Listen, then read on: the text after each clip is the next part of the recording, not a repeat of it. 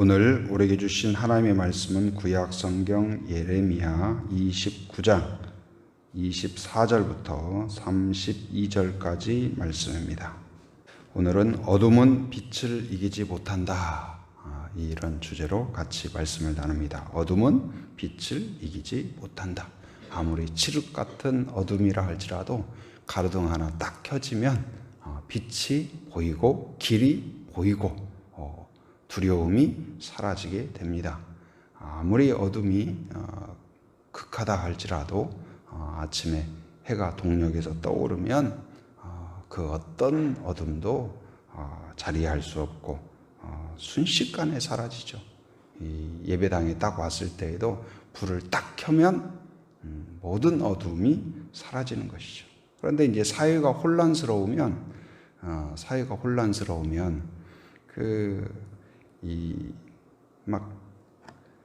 성행하는 게 있죠. 마치 어둡고 불이 꺼져 있고 그러면 어때요? 막 쥐라든지 바퀴벌레라든지 막 그런 것들이 막 왔다 갔다 하죠. 그러나 불 탁 켜면 어디로 탁 숨지 않습니까? 그런데 사회가 혼란스러우면 사기꾼이라든지 도둑이라든지 그런데 유다의 이러한 멸망과 사회적인 혼란 가운데에서 뭐가 많았냐? 거짓 선지자들이 성행한 거예요. 그러니까 이 본인이 하나님의 음성을 들었다고 말해요. 또 하나님의 이름으로 막 선포해요. 하나님의 뜻이라고 말을 해요. 그런데 진정 사실은 하나님의 음성을 듣지도 않았고 하나님의 말씀도 아니에요. 그래서 형식은, 외모는 하나님의 그 선지자처럼 옷을 입고 말하고 그런 것을 보여주지만 그 내용은 하나님의 음성도 아니고 하나님이 그를 통하여 말하지도 않은 것이죠. 한마디로 가짜예요. 가짜 선지자, 거짓 선지자. 그런데 이런 것들이 막 우후죽순. 그런데 사람들은 참 이상하게도 진짜보다도 이런 가짜에 더 현혹돼요. 가짜가 더 진짜 같아요. 그리고 그 말이 더 듣기가 좋아요. 그도 그럴 것이 왜 그러냐면 이제 가짜들은 한결같이 뭐라고 이야기하냐? 듣기 좋은 말을 해요. 사기꾼이 어떤 말을 할까요? 휙 하고 넘어갈 수 있도록 듣기 좋은 말을 해요. 듣기 좋은 말을. 그러나 예레미야는 어떤 말을 전해요? 듣기 좋은 말이 아니라 누가 해주신 말씀을 전해요? 하나님의 말씀을 전하는 거예요. 그 말을 받아들이든 받아들이지 않든, 사람들이 박수를 치든 돌을 던지든 욕을 하든 상관없이 누구에게 집중해요? 사람들의 반응에 집중하는 것이 아니고 하나님의 음성에 집중해요. 성도도 마찬가지예요. 사람들의 반응이나 사람들의 태도나 여론이나 사회적 분위기나 이게 중요한 것이 아니라 우리의 갈망은 항상 어디에 초점을 맞춰요? 하나님께 초점을 맞추는 사람. 이 사람이 바른 성도인 줄 믿습니다. 바로 그 깊은 산속 그 생수를 마시듯이 새벽마다 또 아침마다 여러분이 말씀을 통하여서 하나님의 음성을 통하여서 생수를 마시고 남들이 모르는 영적인 생수를 마시는 그러한 성도가 되기를 바랍니다. 바로 이제 이 가짜가 아무리 무성해도 빛이 들어오면 일시의 어둠이 사라지듯이 가짜가 무성해도 농부가 한번 탁 지나가면 어때요? 잡초는 제거되는 거예요. 무성한 잡초일수록 제거돼요.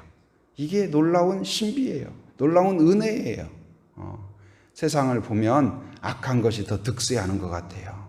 하나님을 거부하는 사람이 잘 되는 것처럼 보여요. 때때로.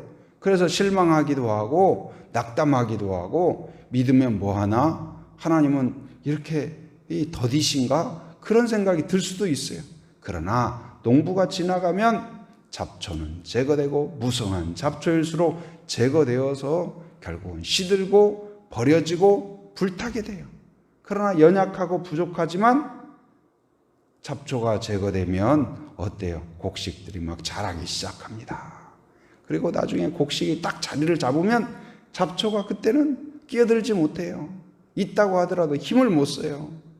바로 하나님의 은혜가 있고 하나님의 손길이 있고 하나님의 보호가 있고 하나님의 심판이 있기 때문에 이 세상은 아무리 거짓 선지자가 득세하는 것 같지만, 가짜가 득세하는 것 같지만, 하나님을 거부하는 자들이, 모르는 자들이 득세하는 것 같지만, 진짜 이 세상을 지배하고 다스리는 분은 누구예요? 바로 하나님이시라는 사실을 기억하는 성도가 되기를 바랍니다. 오늘 말씀에서도 볼 수 있는데 무엇이냐? 가짜는 진짜를 싫어해요. 가짜는 진짜를 시기해요. 가짜는 진짜를 모함합니다. 심지어 혐오해요. 그래서 이 가짜들은 어떤 생각을 하냐? 저 진짜만 없으면 자신이 진짜가 된다고 생각해요. 저 진짜만 없으면 자기가 왕노릇한다고 생각을 하는 거예요. 이 예레미야는 어떤 내용을 전했습니까? 가짜 선지자들은 어떤 내용을 전했습니까? 가짜 선지자들은 지금 바벨론이 침략해 올 때 또 바벨론이 우리나라를 침략하려 하나 성공하지 못한다.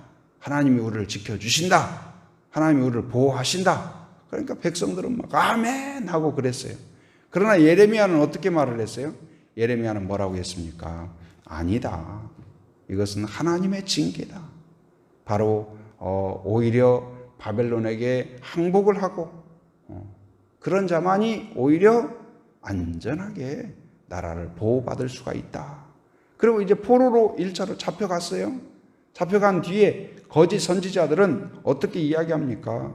오늘 지금 이 본문에 등장하는 이 지금 스마야, 이게 거짓 선지자예요. 거짓 선지자. 근데 이 사람도 포로로 잡혀간 거예요. 바벨론의 포로로 잡혀간 거짓 선지자예요. 그런데 이제 예레미야가 편지를 보낸 겁니다. 포로로 잡혀간 사람들에게 거기에서 이 포로로 잡혀간 그곳에서 뭐라고 했냐? 이제 거기에서 28절 같이 한번 읽어봅니다. 그가 바벨론에 있는 우리에게 편지하기를 오래 지내야 하리니 너희는 집을 짓고 살며 밭을 일구고 그 열매를 먹으라 하셨다 하니라. 자, 여기에 보니까 바벨론의 거짓 선지자들은 뭐라고 그랬냐면 2년 내에 우리 다 돌아간다. 그러니까 백성들이 얼마나 좋아했겠어요.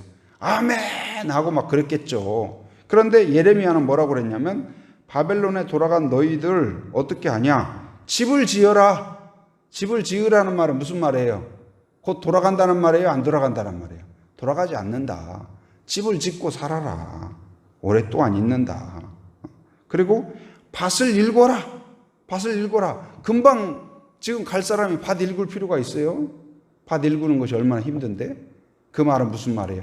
너희들이 밭 일구고 곡식을 심고 추수하고 너희들 자녀들이 먹고 할 정도로 거기에 오랫동안 머물 것이다.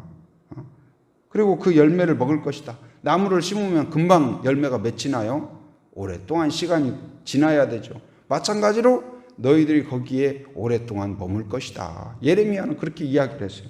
그러니까 이것에 대하여서 이제 이 거짓 선지자 스마야가 저 예레미야 때문에 사사건건 이 의견이 안 맞는 거예요. 그래서 예레미야를 혐오합니다. 그리고 예레미야를 향하여서 편지를 보내요. 예루살렘에 있는 선지자들에게, 다른 제사장들에게 예레미야가 가짜다. 바로 예레미야를 제거해라. 바로 우리 민족의 독소다. 하면서 가짜가 진짜를 공격해요. 그리고 가짜가 진짜를 없애려고 해요. 그런데 그래서 어떻게 보면 이 거짓 선지자가 하는 말이 더 사람들의 마음을 시원케 하는 것 같아요. 그리고 사람들도 더 호응해요. 여론도 더 좋아요. 그런데 결국은 어떻게 될까요? 여론이 아니라 바로 듣기 좋은 말이 아니라 심판은 누가 하셔요? 하나님이 하신다는 사실이에요. 심판자는 누구십니까? 하나님이셔요. 하나님이 바로 누가 진짜이고 누가 가짜인가를 드러낸다는 사실이에요. 바로 이제 이 예레미야를 제거하라는 이 거짓 선지자 스마야의 편지가 예루살렘에 도착을 했을 때 그 편지를 이제 그 받은 제사장이 예레미야에게 그 편지를 읽어줍니다. 이런 편지가 왔다. 그런 그때에 하나님의 음성이 예레미야에게 들리는데 어떤 선포가 있습니까? 거기에 32절 한번 읽어볼까요? 자, 32절 같이 시작. 그러므로 여호와께서 이와 같이 말씀하시니라. 보라, 내가 네 엘람 사람 스마야와 그의 자손을 벌하리니 그가 나 여호와께 패역한 말을 하였기 때문에 이 백성 중에 살아남을 그의 자손이 하나도 없을 것이라. 내가 내 백성에게 행하려 한 복된 일을 그가 보지 못하리라 하셨느니라. 이것은 여호와의 말씀이니라. 이건 누가 한 말이에요? 바로 예레미야가 지금 한 말이에요. 누가 주신 말씀이에요? 하나님이 주신 말씀이에요. 뭐라고 합니까? 지금 심판은 크게 두 가지를 이야기할 수가 있어요. 그 거짓 선지자 스마야가 죽을 뿐만 아니라 그의 자손 중에 살아남을 사람이 없다. 어느 정도요? 하나도 없다. 곧 이제 이 하나님이 말씀하지 않은 것을 잘못 선포하는 가짜 지도자들, 가짜 선지자들이 하나님이 어떻게 처우하시는가를 볼 수가 있어요. 곧 이제 책임이 다릅니다. 지도자는 지도자의 책임이 다르고 바로 이제 큰 그러한 위치에 있으면 그 책임이 또 다른 거예요. 그런데 무서운 심판을 예고하고 있습니다. 그 이유는 뭐예요? 여호와께 패역한 말을 하였기 때문이다. 그리고 두 번째 심판은 무엇입니까? 하나님의 선한 계획을 보지 못한다. 선한 계획이 무엇일까요? 하나님이 바벨론에 보냈는데 포로로 갔는데 그것이 끝일까요? 그렇지 않아요. 70년 뒤에 다시 회복의 계획을 갖고 계세요. 하나님은 항상 우리에게 징계를 내리시나 징계가 끝이 아니에요. 하나님은 은혜의 반전이 있다는 사실을 기억하기 바랍니다.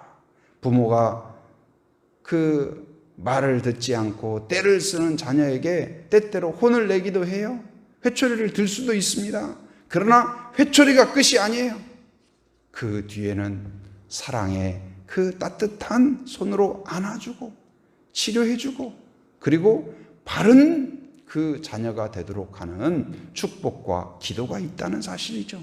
하나님의 은혜도 마찬가지입니다. 바로 하나님께서 우리를 긍휼히 여기시고 우리를 새롭게 하시고 우리를 통하여서 일하신다는 사실을 기억하는 성도가 되기를 바랍니다. 바로 이스라엘 백성들을 광야에 보내셨을 때 백성들은 그랬죠.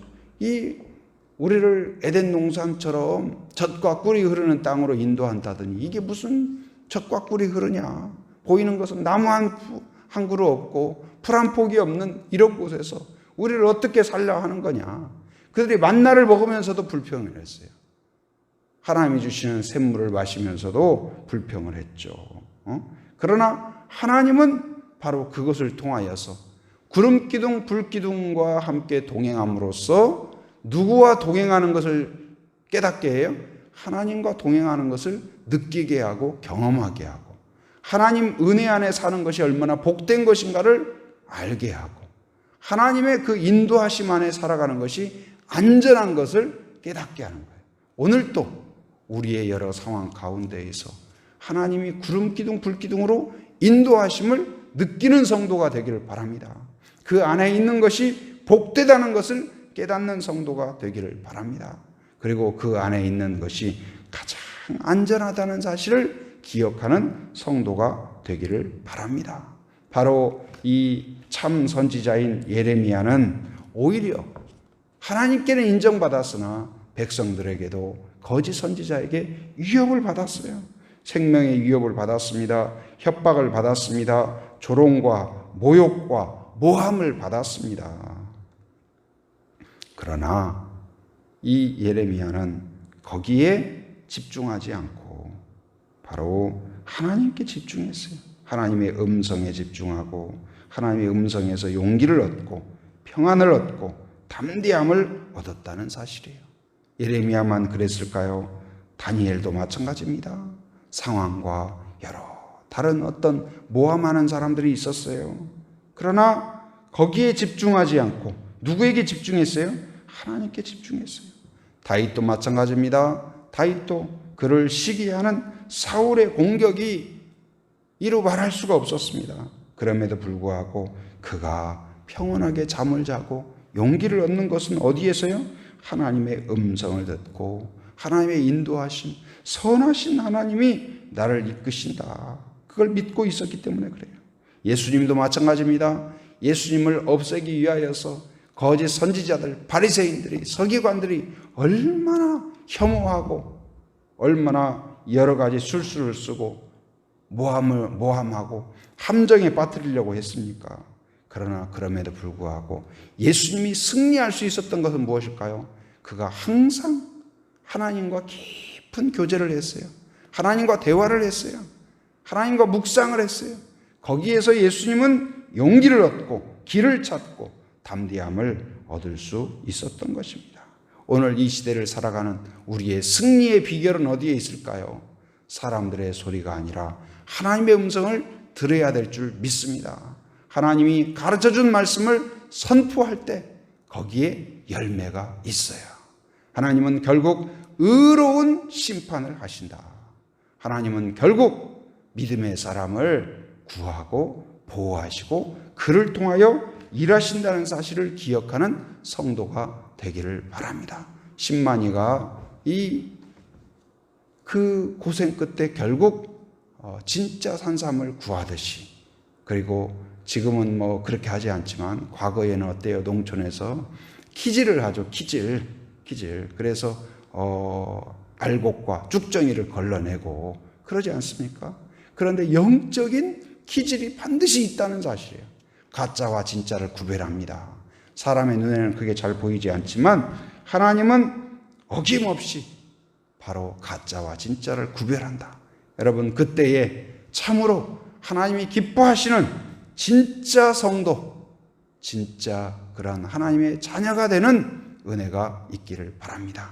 오늘 또 주와 동행하며 하나님의 은혜 안에 거하며 그리고 제자로서 제자답게 하나님의 음성에 귀를 기울이며 거기에서 힘을 얻는 성도가 되기를 주님의 이름으로 축원합니다. 은혜가 충만하신 아버지 하나님 감사합니다. 오늘 또 새 아침을 베풀어 주시고 함께 기도할 수 있도록 인도하여 주신 것 감사합니다.